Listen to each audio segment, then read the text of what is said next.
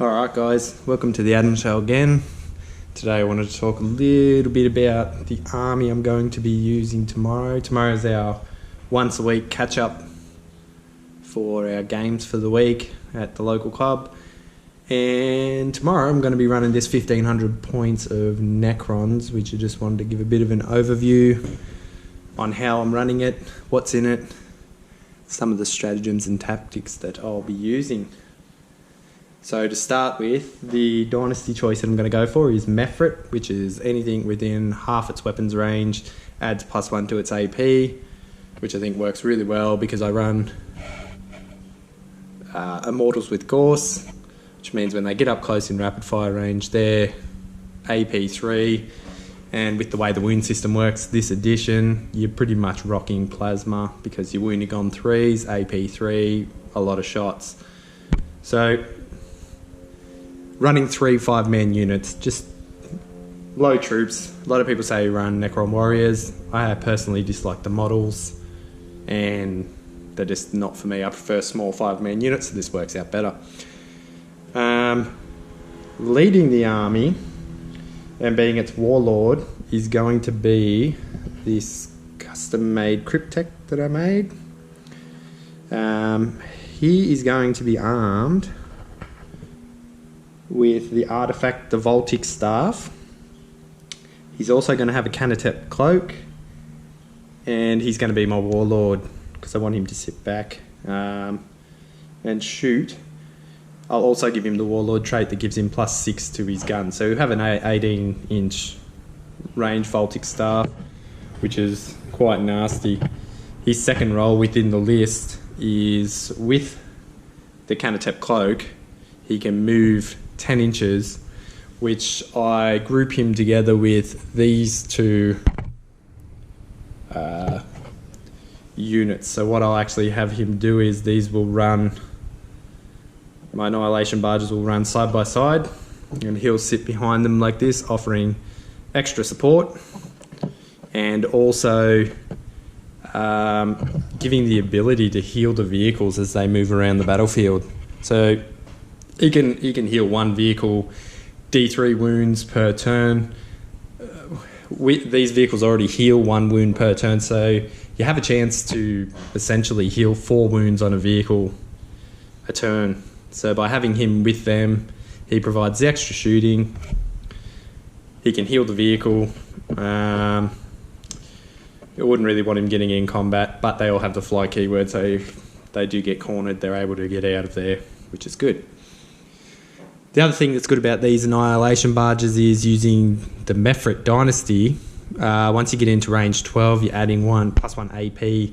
So your weapons essentially become strength 7, AP 1, damage 1. But being able to roll multiples really makes a difference because you can, on average, I think I'm getting about 13, 14 shots out of each Annihilation barge, which is accumulating to about 9, 10 wounds, being strength 7.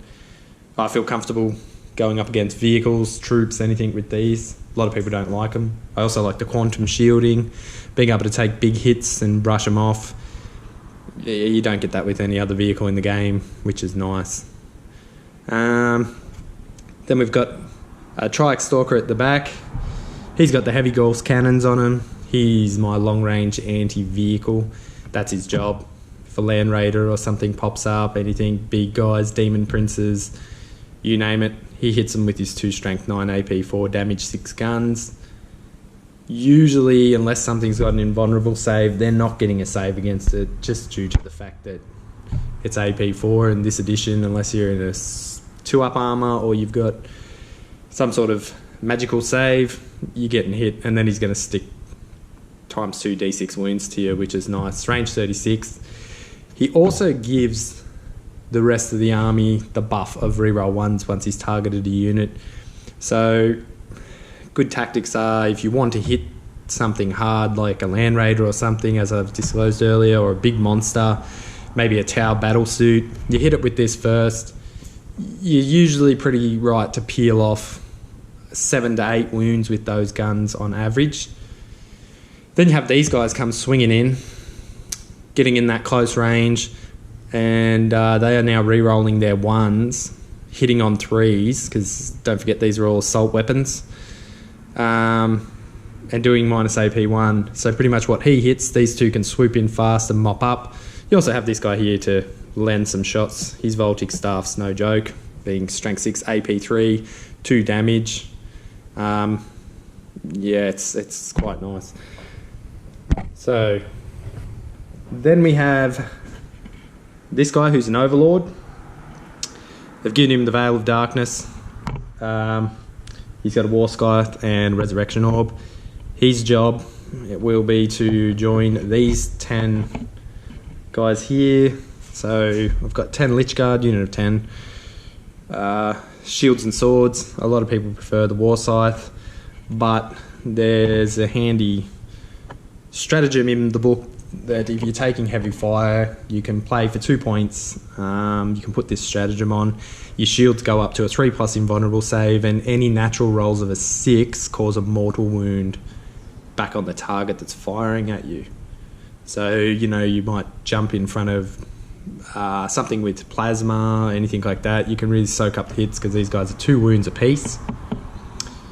And then you can actually reflect some shots back, going back to the good old days of Necrons, which is quite nice. Obviously with the Resurrection Orb being nearby, if they manage to knock a few down, a few are going to get back up. Everybody knows this. This is Necron's special little way of doing things, and it's quite effective. The only issue I've had with these guys is you really got to pick where you put them with the Veil of Darkness, because once you land, they don't have any shooting attacks, and they do only move 5 inches.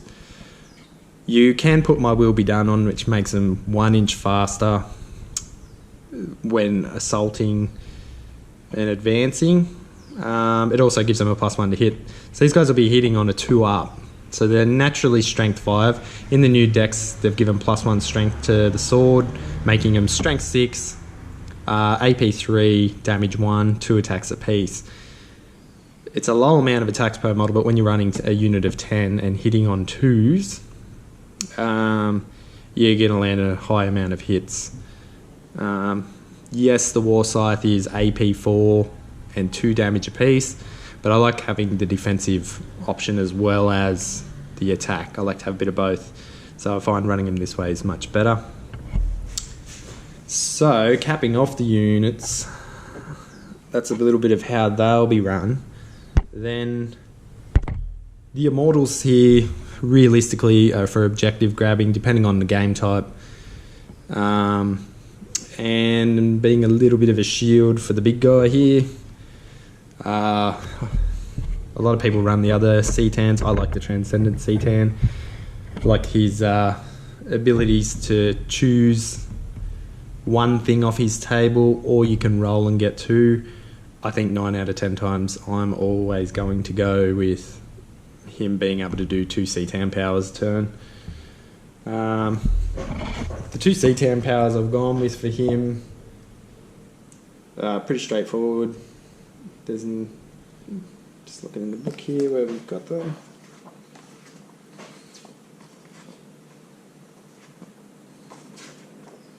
So, Antimatter Meteor, it's pretty simple. Roll 2+, 24 inches, D3 mortal wounds. So pretty much your smite, but on a 6 it's D6 mortal wounds. I like this ability. You don't have to take a psychic test, you just hit on a 2+. That's, yeah, it's psychic powers pretty much that can't be stopped, which is really nice. The other one is I take the Transdimensional Thunderbolt. So pretty much pick a visible enemy unit within 24 of the C-Tan charge, roll a D6. Sorry, wait a minute.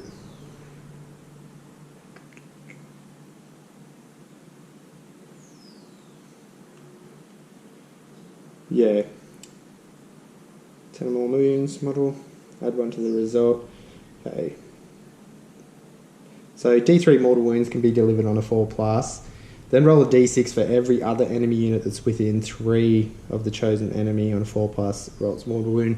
So pretty much you can pick out a unit, try and smash the mortal wounds on it, and if anybody's standing nearby, there's a chance to deliver some more So where I'd be thinking of using that kind of tactic is people huddling tanks together or monstrous creatures, or even providing support once these guys move forward, as people like to use board control, make bubbles so that you can't get units like your Lich Guard in. They'll put the chaff up the front.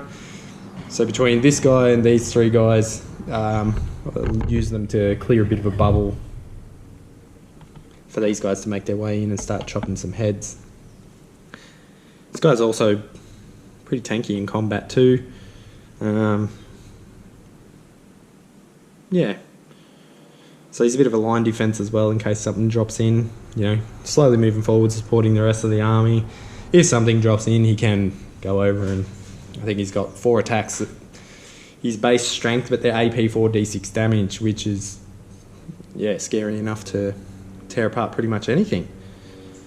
Alright, so I'll be filming the battle reports with these tomorrow, and I'll let you guys know how I go.